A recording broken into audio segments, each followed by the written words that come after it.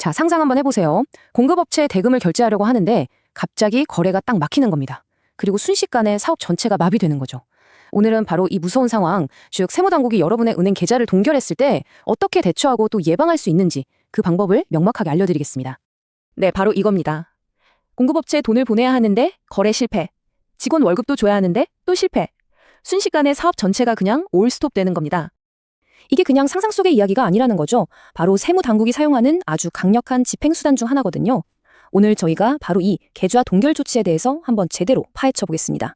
좋습니다. 그럼 본론으로 들어가서 도대체 왜 이런 극단적인 조치가 취해지는 걸까요? 그 이유부터 한번 알아보죠. GST 당국은 뭐랄까 정부의 세금 수입에 심각한 위험이 보일 때 움직입니다. 예를 들면 가짜 세금 계산서로 부당하게 세금을 돌려받으려고 한다거나 물건을 판 것처럼 꾸며서 세금 계산서만 발행하는 경우, 또 여러 번 조사를 요청했는데 계속 비협조적으로 나오는 경우, 이런 위험 신호들이 포착되면 바로 조치가 들어갈 수 있는 거죠. 사실 법적으로 이 계좌 동결은 임시 압류라고 부릅니다. 이름에서 딴 느낌이 오시죠? 말 그대로 영구적인 조치가 아니라 조사가 진행되는 동안 임시로 묶어두는 조치라는 뜻입니다.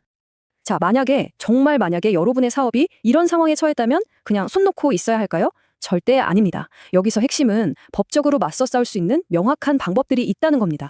계좌를 풀기 위한 방법은 크게 4단계로 볼 수 있습니다. 우선 GST 포털을 통해 우리는 잘못되었다는 상세한 답변과 증빙 서류를 제출하는 게 첫 번째고요. 그게 어렵다면 은행 보증 같은 다른 담보를 제공하는 방법도 있습니다. 그래도 안 되면 공식적으로 이의를 제기할 수 있고, 정말 최후의 수단으로는 이게 너무 과도한 조치라고 판단될 때 법원의 문을 두드리는 방법도 있죠. 이게 그냥 법전에만 있는 글자가 아니에요. 최근에 바로 이 방법들을 통해 실제로 불합리한 계좌 동결에 맞서 싸워 이긴 아주 중요한 판례가 있습니다. 한번 보시죠. 정말 흥미로운 사건이었는데요. 한쪽에서는 자동화된 시스템이 이 사업자가 GST 등록을 취소했다는 이유만으로 고위험하고 경고 등을 켰습니다. 그래서 계좌를 얼려버렸죠. 근데 다른 한쪽의 현실은 뭐였냐면, 이 회사는 애초에 세금을 낼 필요가 없는 면세 상품만 취급했기 때문에 합법적으로 등록을 취소한 거였어요. 즉 탈세 위험이 전혀 없었던 거죠. 결국 이 사건은 법원까지 갔고, 법원은 아주 중요한 판결을 내립니다. 은행 계좌를 동결하는 것은 사업을 할 권리를 심각하게 침해하는 행위이므로 정말 강력한 정당성이 있어야만 가능하다. 이 판결이 우리에게 주는 메시지는 아주 명확합니다.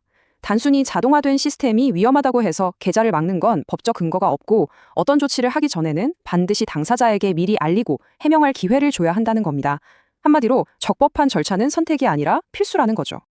자, 그럼 가장 좋은 건 뭘까요? 맞습니다. 애초에 이런 위기를 겪지 않는 거겠죠? 그럼 어떻게 하면 이 위험을 미리 막을 수 있을까요? 강력한 방어는 결국 선제적인 규정 준수에서 시작됩니다. 평소에 세금 계산서나 관련 서류들을 아주 꼼꼼하게 관리하는 건 기본이고요. 정기적으로 우리 회사의 GST 신고 내역에 문제는 없는지 자체적으로 점검하고, 혹시 모를 의심스러운 거래처는 없는지 미리 확인하는 것. 바로 이런 것들이 여러분의 사업을 지키는 든든한 방패가 되어줄 겁니다. 오늘 이 규칙들을 이해하는 것이 모든 것의 첫걸음입니다. 자, 이제 여러분의 GST 규정 준수는 여러분의 사업을 든든하게 지켜주는 방패입니까? 아니면 언제 터질지 모르는 취약점입니까? 앞으로 어떻게 준비하고 대응하느냐에 따라 여러분 사업의 운명이 결정될 겁니다.